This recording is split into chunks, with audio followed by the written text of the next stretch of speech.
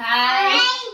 இன்னைக்கு என்ன சாப்பாடுனா, மாமா அடிக்கிற வெயிலுக்கு என்னால மதியம் சாப்பிட வர முடியாதுமா, நான் வேலை பார்க்குற இடத்துல பட்டையிலே சாப்பிட்டுக்கிறேன் அப்படின்னு சொல்லிட்டாங்க. சரி மாமா இப்ப என்ன குழம்பு வச்சு தட்டுன்னு கேட்டா, குழம்பே வேணாமா தயிர் வச்சு சாப்பிட போறாங்களாம். சரி தயிர் தான் வாங்கி சாப்பிடுறேன்றாங்க. பாவம் அவங்களுக்கு அதுக்கு சூப்பரான ஒரு சைடிஷாக செஞ்சு கொடுக்கலான்னு கருவாடு வாங்கிட்டு வந்திருக்கேன். இதை வச்சு மாமாவுக்கு ஒரு கருவாடு தொக்கு தான் பண்ணி கொடுக்க போறேன். குச்சி கருவாடு இருக்கு, இதுல மாமாவுக்கு கருவாடு தொக்கு பண்ணி கொடுத்துட்டு ஒரே ஒரு பீஸ் துண்டங்கருவாடு இருந்துச்சு. இதை நல்லா வெங்காயம் பச்சை மிளகாய் நிறைய வதக்கி போட்டு சாப்பாட்டுல போட்டு பிணைஞ்சு சாப்பிட்டோம்னா அவ்வளவு சூப்பரா இருக்கும். கஞ்சிக்கு வச்சு சாப்பிட்டா நல்லா இருக்கும். செய்யுமா? எப்படி செய்யறதுன்னு பார்க்கலாம். உங்கள எத்தனை பேர்த்துக்கு கருவாடு பிடிக்கும்? அதே ஒவ்வொரு கருவாட்டுக்கும் ஒவ்வொரு பேர் இருக்கும். எனக்கு நாங்க சிவகாசியில இருக்கும்போது நெய் மீன் கருவாடுன்னு சொல்லி குட்டி குட்டி துண்டமா இருக்கும். அதோட டேஸ்ட் பயங்கரமா இருக்கும். இப்ப இங்க அது கிடைக்க மாட்டேங்குது. அது உங்க ஊர்ல கிடைக்குமா, சாப்பிட்டு பாத்துருக்கீங்களா அப்படின்றத கமெண்ட்ல சொல்லுங்க.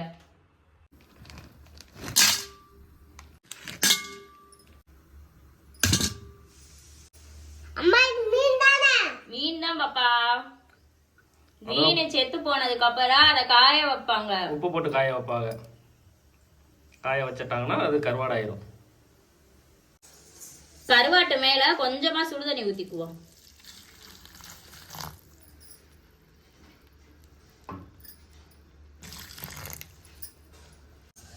ஒரு 2 நிமிஷம் மட்டும் அப்படியே விட்டுட்டு அதுக்கப்புறம் கழுவுனோம்னா ஈஸியா கழுவிடலாம்.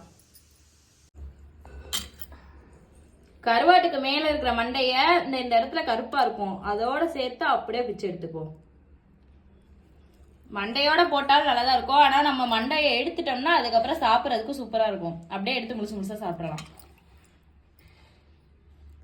லைட்டா மேல ஒரு சுரண்டு மட்டும் சுரண்டு விட்டுட்டு நல்லா கழுவுனோம்னா கருவாடு நல்லா ஃப்ரெஷ்ஷா கிடைச்சிடும்.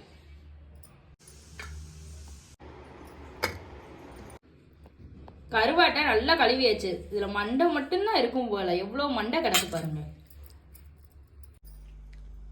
கருவாடு தொக்கு செய்யறதுக்கு ஒரே ஒரு சின்ன தக்காளி பழம் மட்டும் எடுத்து கழுவி வச்சிருக்கேன். பொடுசு பொடுசா நறுக்கிக்குவோம். பழமாவே கிடைக்க மாட்டேங்குது தக்காளி.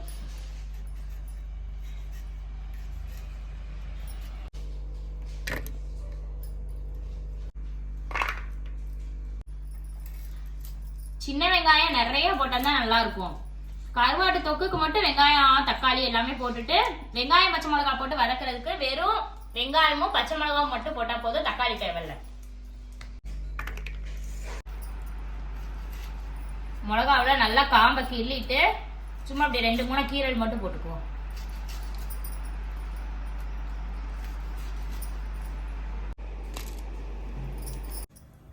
கருவாட்டு தொக்கு செய்யறதுக்கு கொஞ்சமா நல்லெண்ணெய் ஊத்திக்குவோம். நல்லெண்ணெய் ஊத்தினாதான் நல்லா இருக்கும்.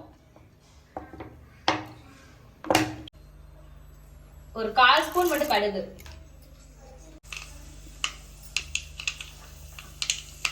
கடுகு வெடிச்சதும் நம்ம நறுக்கி வச்சிருக்கிற வெங்காயம்,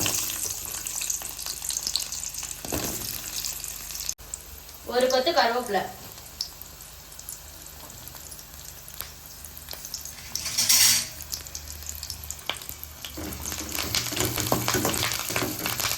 நல்லெண்ணெய் ஊத்தி வதக்கினாலே அந்த வாசனை அப்படி வருது.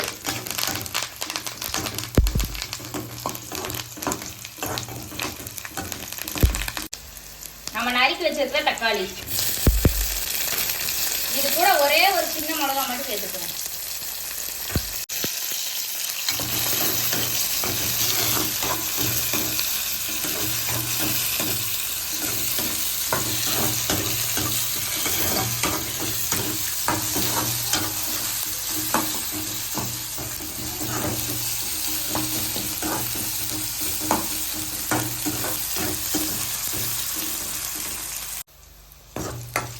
வெங்காயம் தக்காளியெல்லாம் நல்லா வதங்கிடுச்சு. இதுல கொஞ்சமா மட்டும் மஞ்சள் பொடி போட்டுப்போம். ஒரு 1/2 ஸ்பூன் வத்தப்பொடி, கொஞ்சமா குழம்பு மசாலா, சீரகத்தை மிக்சியில 1-2 சுத்தி வச்சிருக்கேன், அதை அப்படியே போட்டுக்கலாம்.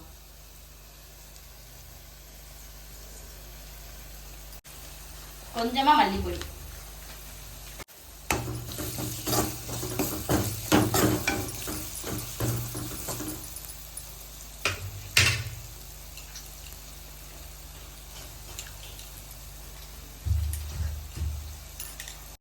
கொஞ்சமா மட்டும் தண்ணியை ஊத்தி புளிய ஊற வச்சிருந்தேன், அதை கரைச்சு அப்படியே ஊத்திக்கலாம்.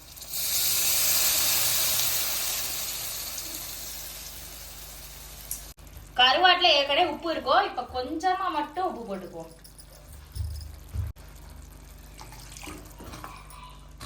நல்லா கிண்டி விட்டு இந்த மசாலா எல்லாம் கொதிச்சு வரட்டும்.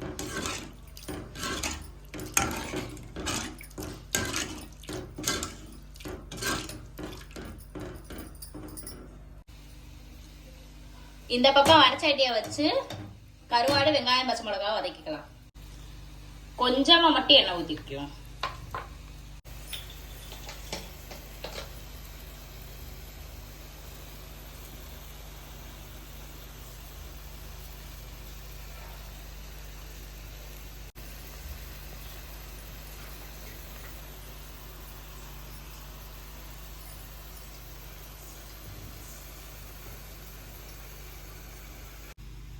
எண்ணெய் காஞ்சதுக்கு அப்புறம் கழுவி வச்சிருக்க துண்டங்கருவாடை போட்டுக்குவோம்.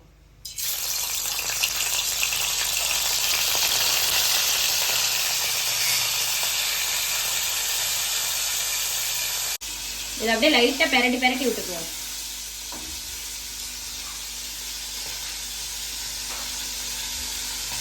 நல்லா 2 பக்கம் பொரிஞ்சு வரணும்.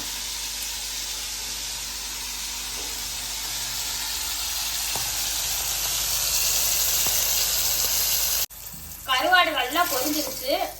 இதை அப்படியே எடுத்து ஒரு கிண்ணத்துல வச்சுக்குவோம். இந்த எண்ணெயிலேயே நம்ம நறுக்கி வச்சிருக்க சின்ன வெங்காயம், பச்சை மிளகாய், வெங்காயத்துக்கு மட்டும் லைட்டா தூளுப்பு, ஒரு 1/4 ஸ்பூன் மஞ்சள் பொடி,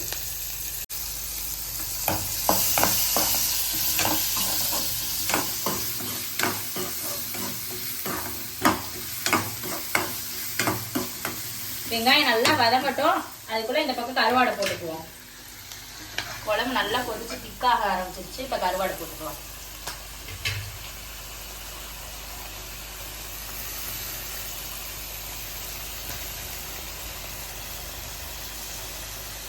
என்னடா கருவாடு கொஞ்சமா இருக்குன்னு பார்க்காதீங்க, ஒரு நேரத்துக்கு தான்.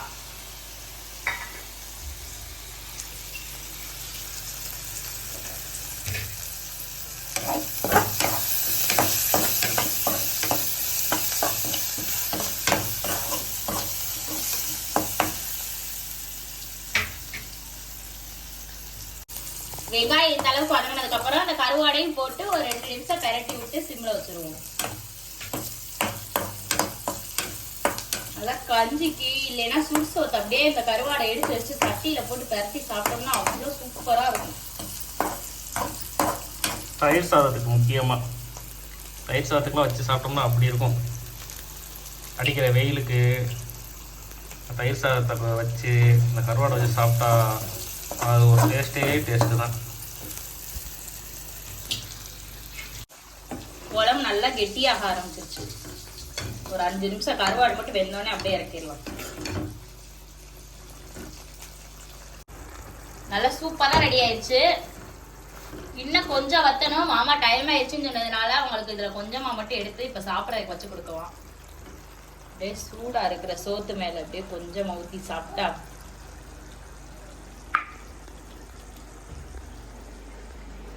அப்படியே மெல்ல கொண்டு போய் சாப்பிட்ற வேண்டியதான்.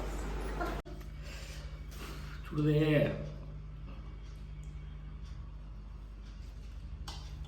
சூப்பராக்கா.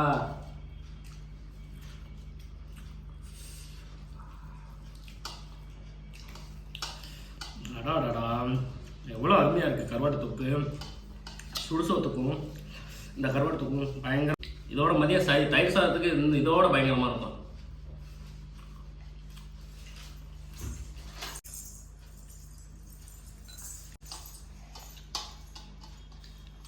இவ்வளோ நேரம் எங்கே போனோம் இல்லை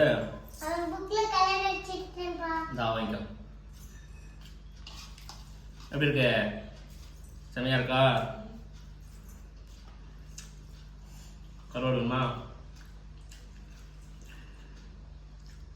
வா தம்பி திங்க.